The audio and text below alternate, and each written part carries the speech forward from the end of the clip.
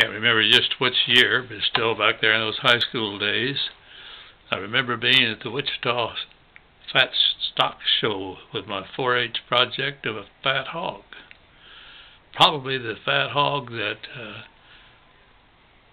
Donna likes to say, yeah,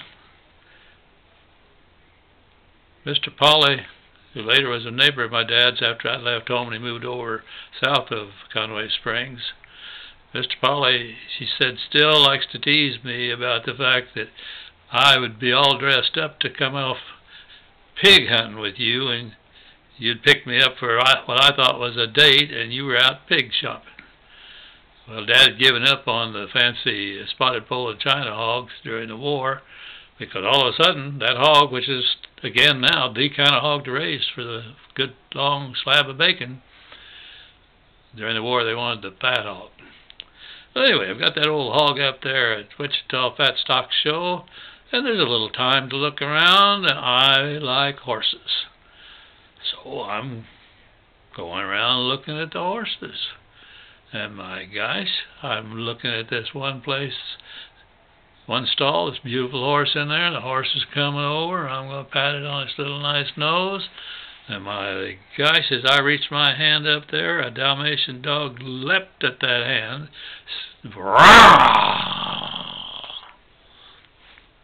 Scared the liver out of me. Don't like Dalmatians to this day. And of course, the Dalmatian was just doing what it had been trained to do. Nobody messes with the horse. No danger of it being given any drugs or anything if it upset its stomach or anything. Keep your hands off the horse. I think that was the only time that I've ever really come close to being bitten by a dog.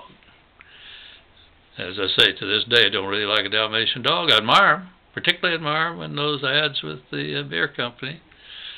And thought that was really a clever one where the dog helped in the Super Bowl ad, I think that was a year ago, helped the Dalmatian figure out how to do the training in order to get to be one of the big boys that actually pulled the wagon.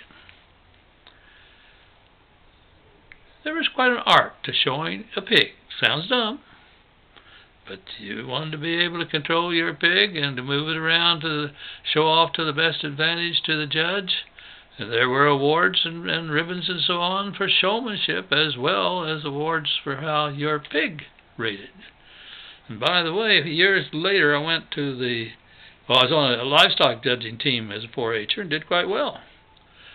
Years later I'm at the Colorado State Fair, and I picked the animal I thought would be the best fat steer. It didn't even place. And I found out that now after the war we're more particular. The slaughterhouses want an animal at a certain weight, and if your animal's too big, the one I would have bought if the money was the same, they didn't want it. Didn't cut up quite right. So you have to meet a minimum, maximum range if you want your animal to win the Grand Championship ribbon in the state fair. Well, that was 10, 15 years ago. No doubt it's the same still today.